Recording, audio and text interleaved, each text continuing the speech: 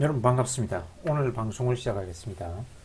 김영희가 부모님 집에서 세대분리, 독립을 하려고 한다. 그래서 이제 전세자금도 마련해야 되고 독립자금도 필요하겠죠. 이 자금 마련 계획이 어떻게 되는가? 김영희가 지금 가진 돈이 7,700만 원이 있는데 이걸 모두 전세자금으로 투입할 것이냐, 아니면 연금 전환을 하고 연금저축담보대출을 받을 것이냐, 그리고 전세자금 대출을 활용할 것이냐. 결론부터 얘기하자면 후자가 좋다. 그래서 김영희가 가진 돈 모두를 전세자금으로 vs 아니다, 연금저축담보대출 받고 전세자금 대출을 활용하겠다. 뒤에가 좋다. 뒤에가 위인이다. 국민의 주거 안정과 자산 형성을 위한 정책성 대출은 항상 좋은 대출이라고 그랬죠. 그죠? 그래서 적극적으로 활용해야 됩니다. 그래서 현명한 투자자의 사고방식, 부자들의 사고방식, 줄 돈은 최대한 늦게 주고 받을 돈은 빨리 받는 게 이 사람들의 사고방식이라고 그랬죠.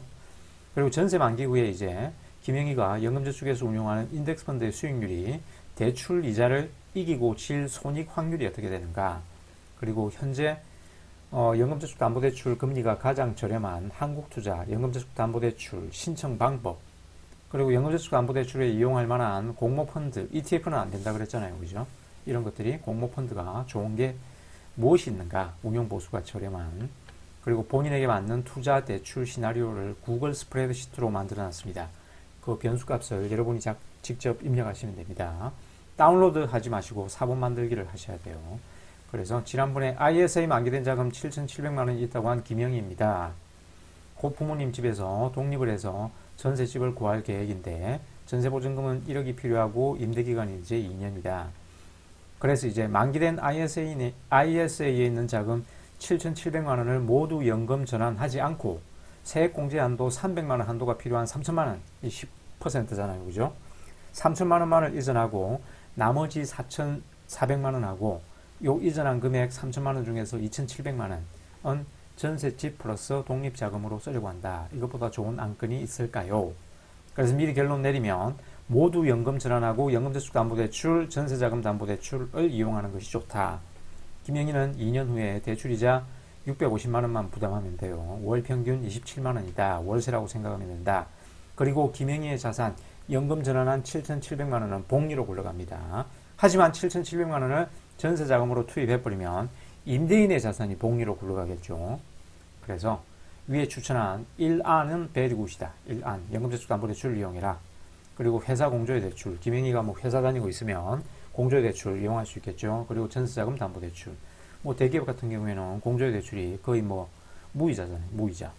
그래서 7,700만 원 모두 연금 전환하고 한국투자증권에서 개인연금 플러스 CMA 계좌 동시에 개설해가지고 7,700만 원어치 비용 저렴한 인덱스펀드 매수해 두고 펀드 평가 금액의 60% 담보대출 이용해라. 금리는 3%다. 그래서 대출 순서는 요렇게 일으키면 됩니다. 그죠? 금리가 낮은 순서대로. 현재 전세자금 담보대출은 금리가 카카오뱅크가 제일 저렴하던데 3.74% 정도가 돼요.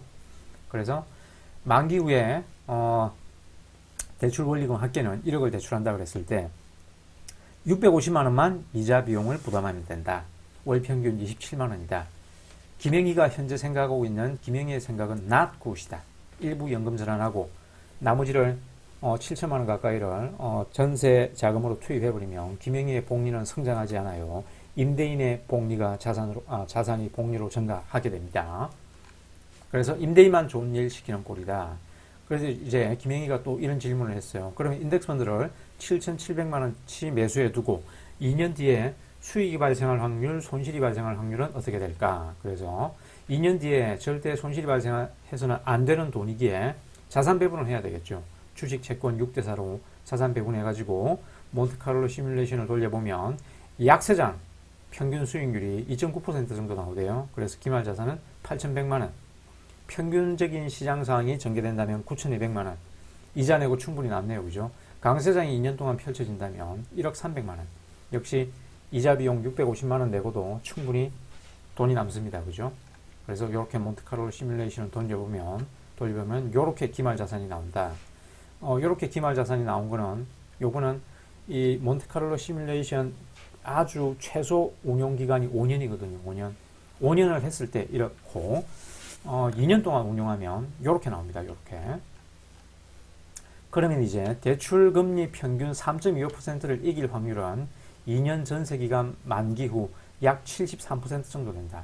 그래서 5% 이상 수익률이 발생할 확률, 1년이면 70%, 3년이면 76%인데 요 중간에 있는 2년 약 73% 정도로 산정했습니다. 그러면 왜 김영희는 이렇게 7,700만 원을 모두 전세자금으로 소진하지 않고 연금저축으로 운용해야 되는가? 자, 이렇게 ISA 만기자금, 연금 전환하고 이렇게 하면 김영희의 자산은 남기고 현금은 빌리는 선택을 해야 됩니다. 그래서 국민의 주거 안정과 자산 형성을 위한 정책적 대출은 투자자가 적극 활용해야 되는 좋은 대출이라고 그랬죠. 그래서 이렇게 현금으로 소모해버리면 자산이 잠겨버려요. 그죠? 임대인의 자산이 증식되는 그런 구조죠.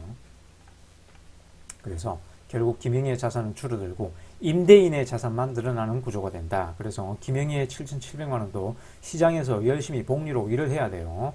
복리의 씨앗을 소비해버리면 안 됩니다. 반대로 이렇게 이제 연금 전환을 하게 되면 7,700만 원 전체가 김영희의 자산이 되어서 복리로 굴러갑니다. 그죠? 그래서 자산은 남기고 현금은 빌린다. 라는 생각으로 발상을 전환해야 됩니다. 많은 사람들이 이렇게 대출을 겁내죠. 무조건 위험으로 인식하는데 그거는 자기 형편에 과도한 레버리지를 일으키는 경우고 신용대출 같은 경우에 금리가 지금 6% 정도 하는데 이런 대출은 위험합니다. 그죠? 이런 대출은 위험해요.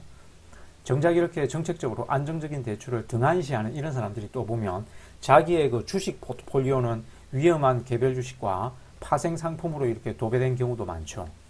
대출은 두려워하는데 이런 개별 주식과 파생 상품은 두려워하지 않는다. 어느 도단이다. 그런 얘기입니다.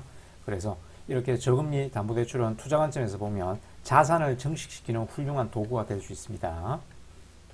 그래서 핵심 다시 한번 읽어보시고 그럼 2년 투자 시 수익과 손실 확률을 몬테카를로 시뮬레이션을 돌려보면 일단 이자 비용 3.25%를 이겨야 될 거 아닙니까? 그죠? 그래서 5% 수익이 발생할 확률은 아까 봤고 73%의 확률로 5% 이상 수익 난다.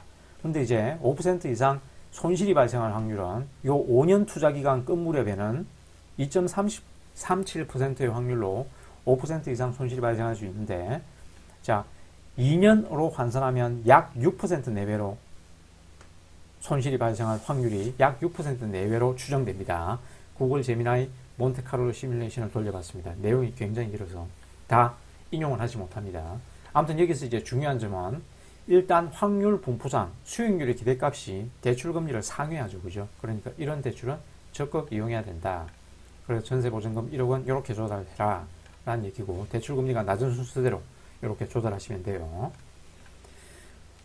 그리고 이제 나머지는 이제 요 한국투자 연금저축담보대출 신청 방법 요 영상 한번 시청해 보시면 되고 연금저축담보대출에 이용할 만한 공모펀드 ETF는 안 된다 그랬죠. 운용보수가 낮고 담보대출 친화적인 조합을 한번 찾아봤는데 S&P 500 인덱스펀드는 가장 보수가 저렴한 게 신한투자증권에서 하는 요 인덱스펀드가 있더라. 은혜진이에요. 환노출입니다. 0.34% 총보수.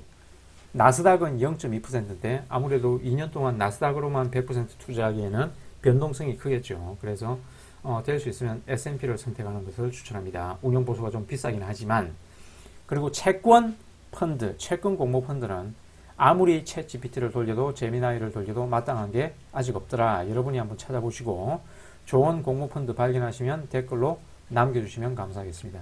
그리고 본인에게 맞는 투자 대출 시나리오 구글 스프레드시트를 이렇게 만들어놨으니까 이 파란색은 변수값이니까 여러분의 형편에 맞는 그런 수치를 입력하시면 됩니다. 이상 오늘의 방송을 마치겠습니다. 시청해 주셔서 감사합니다.